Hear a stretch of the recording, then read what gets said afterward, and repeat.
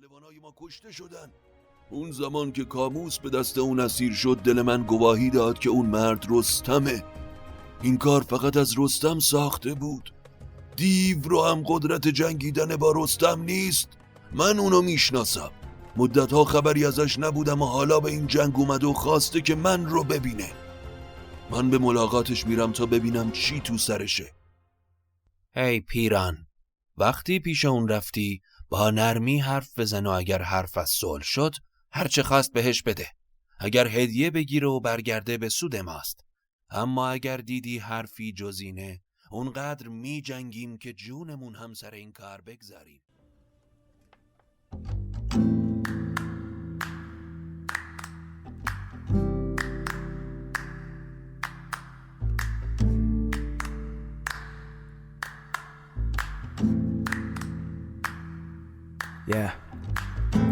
اگه حالت گرفته است، چشات پف کرده و خسته است، پاشو چای دم کن، کیک تو فرن، بشین و گوش کن به داستان و فن.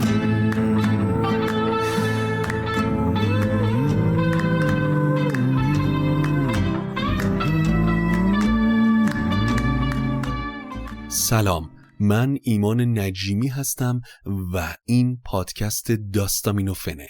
داستامینوفن پادکستی که من داخل اون برای شما قصه میخونم. ما در تلاش هستیم که شاهنامه رو به گونه دیگه‌ای روایت بکنیم تا ارتباط نسل جوان ما با قصه های این سرزمین حفظ بشه و بفهمن که چه گوهر نایابی در ادبیات این سرزمین خفته که ما میخوایم اون رو دوباره زنده بکنیم.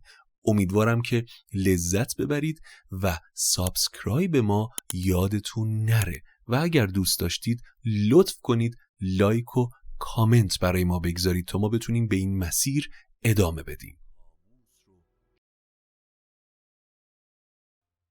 هی پیران، وقتی پیش اون رفتی با نرمی حرف بزن و اگر حرف از صلح شد هر چه خواست بهش بده. اگر هدیه بگیره و برگرده به سود ماست. اما اگر دیدی حرفی جزینه اونقدر می جنگیم که جونمون هم سر این کار بگذاریم. در برابر هر نفر از لشکر ایران ما 300 سوار داریم. حالا بذار تا یکی پیل بازی نمایم بدوی که از آن پس نیاید برم جنگ جوی. پیران با خاقان ودا کرد و با دلی پر از درد و ترس روانه سپاه ایران شد. وقتی نزدیک سراپرده رسید بلند گفت: ای دلاور، شنیدم که از این لشکر بیشمار من رو خواستی. حالا پیش تو اومدم، بگو که چی میخوای. به رستم خبر دادن که از سمت ترکان کسی به دیدنت اومده. رستم کلاه خود آهن به سرش گذاشت و بیرون اومد. وقتی در برابر پیران ایستاد گفت: ترک، اسمت چیه؟ چنین داد پاسخ که پیران منم، سپهداران نامداران منم، ز هومان ویسه مرا خواستی، به خوبی زبان را بیاراستی. بدو گفت: من رستم زابلی، زره پوش با خنجر کابلی. وقتی پیران اسم رستم رو شنید از اسب پایین اومد و زمین بوسید. رستم گفت: ای پهلوان، درود یزدان به تو کیخسرو شاه ایران زمین و همینطور مادرش فرنگیس که همیشه از نیکویی های تو میگه.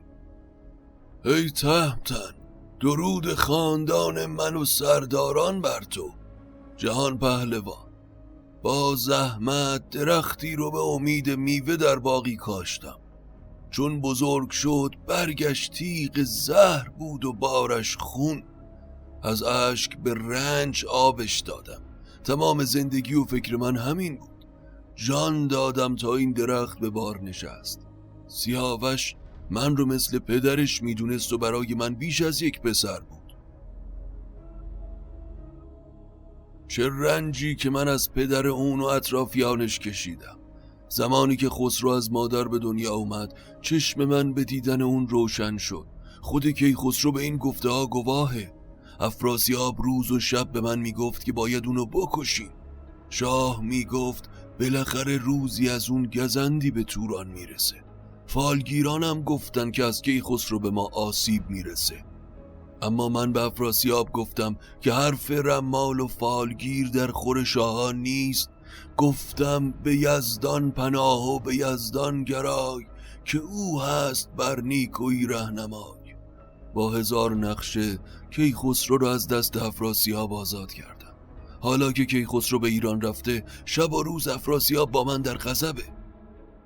ز کار سیاوش چو آگه شدم، ز نیک و ز بد دست کوته شدم.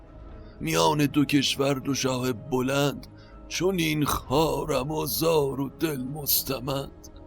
فرنگیس را من خریدم به جان، پدر بر سر آورده بودش زمان. به خانه نهانش همی داشتم، بر او پشت هرگز نبرگاشتم.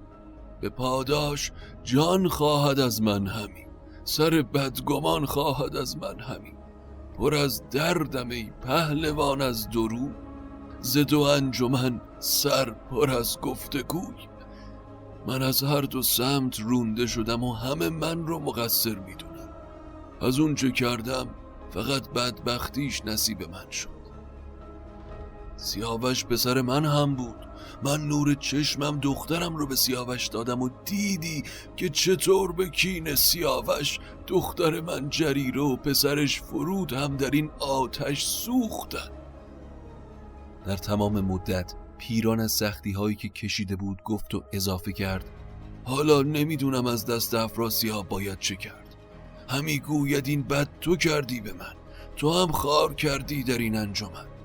حالا نه کیخسرو که جانشو نجات دادم، نه افراسیاب که راه راست رو بهش نشون دادم، هیچ کدوم به رای و فکر من نیستن.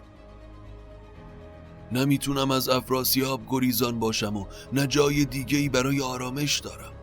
تمام زندگانی من در سرزمین افراسیاب. پسران فراوان دارم و دخترانی که به من نیاز دارن.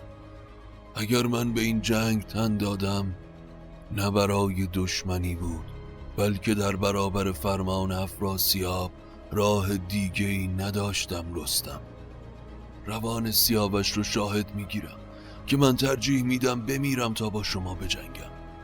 تمام این جمعیتی که به نام خون سیاوش کشته شدن بی گناه بودن.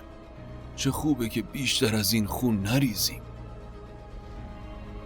پیران، در تمام نبردهایی که با تو کردم، هر جا که حرفی از تو شده جز نیکویی از تو یاد ندارم و میدونم که از تمام ترکا تو بیازارتری.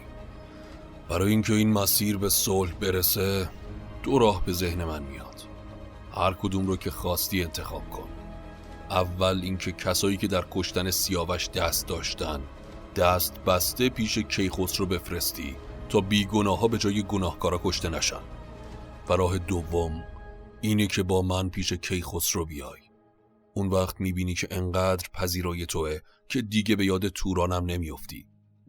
اما اگر هیچ کدوم اینها نشه، جنگ بین ما شروع میشه و این جنگ مثل سیل، نه تورانی، نه سقلاب و نه خاقان چین هیچ کدوم رو به جا نمیذاره. پیران با خودش گفت کار سخت شد. چطور میتونه از توران زمین پیش کیخسرو بره؟ چطور میتونه این همه سردارها و مردی مثل هومان رو به خونبهای فرزندان گودرز به دست رستم بسپاره؟ مرا چاره خیش باید گرفت، راه جنگ را پیش باید گرفت. پس سر بلند کرد و گفت: ای پهلوان، اجازه بده تا برگردم و تصمیم تو رو با سرداران مطرح کنم. پیکی هم پیش افراسیاب بفرستم تا بلکه بتونم از این خواب عمیق بیدارش کنم. پیران به اسب نشست و به سمت لشکر توران برگشت. همه سرداران توران جلو اومدن و از چند و چون دیداری که با اون پهلوان جنگنده داشت پرسیدن: بدانید که این شیر دل رستم است، جهانگیر و از تخمه نیرم است. بزرگان و شیران زابلستان، همه نامداران کابلستان. چون او کینه ور باشد و رهنمای، سواران گیتی ندارند پای. ز ترکان گنهکار خواهد همی، دل از بی گناهان بکاهد همی. حرف آخرش اینه که کشندگان سیاوش رو پیش اونها بفرستیم تا بیگناه ها کشته نشن، وگرنه این جنگ تمومی نداره. البته من ازش خواستم که این کینه‌خواهی رو تمام کنیم، اما اون از حرفش بر نمیگرده. حالا باید به پرده سرای خاقان چین برم تا با اون هم یه مشورتی بکنم. نزدیک سرای خاقان که شد صدای همهمه‌ای رو از داخل چادر شنید. وارد که شد دید خاندان کاموس کشانی که در جنگ با رستم کشته شده به کینخواهی کاموس پیش خاقان چین اومدن و دادخواهی میکنن. ما برای افراسیاب اینجا اومدیم و کشته میدیم، اما اون خودش توی قصرش به ایش و نوش نشسته و گزندی بهش نمیرسه. اما ما به کینخواهی کاموس به سمت چین میریم و گروهی از مردم چین و بربر را همراه بزرگان سگسار به کینخواهی کاموس به میدان جنگ میاریم. ز چین و ز بربر سپاه آوریم که کاموس را کینه‌خواه آوریم. ز بزگوش و سگسار و مازندران کساریم با گرزهای گران. اگر افراسیاب کینخواهی میکنه باید خودشم با تمام توانش به میدان جنگ بیاد تا سیستان رو به آتش بکشیم. سر رستم زابلی را بدار، براریم بر سوگ آن نامدار. پیران وقتی این حرف ها رو شنید پرده سرا رو کنار زد و به دل گفت که ای زار و بیچارگان، ندارید از این آگهی بیگمان، که ای در شما را سر آمد زبان. ز دریا نهنگی به جنگ آمده است، که جوشنش چرم پلنگ آمده است. ای خاقان، باید بدونید که رستم با لشکر بزرگی از سیستان و کابلستان به اینجا اومده. حالا این افراسیابی که باید جواب بده چرا به فرمان گرسیوز نادان اون جنایت رو در حق سیاوش کرد. سیاوش مرد والایی بود، همین بس که بگم رستم زابلی دایه سیاوش بود. امروز دیگه این جنگ کوچیکی نیست که با این هیجانات و حرفها بشه پایانش داد. باید فکر کنیم تا ببینیم چه کار باید بکنیم، چرا که در این رزمگاه کسی مرد جنگ با رستم نیست. این بود ویدئوکست پادکست داستامینوفن و قصه شاهنامه به نثر. امیدوارم که از شنیدنش لذت برده باشید. حتما کانال ما رو سابسکرایب بکنید تا اپیزودها رو از دست ندید. اون زنگوله رو بفشارید. لایک و کامنت انگلیسی هم فراموش نشه که این بزرگترین حمایت از ماست تا بتونیم شاهنامه رو برای شما روایت بکنیم. نوش گوشتون باشه و تا قصه بعدی قصتون بی قصه.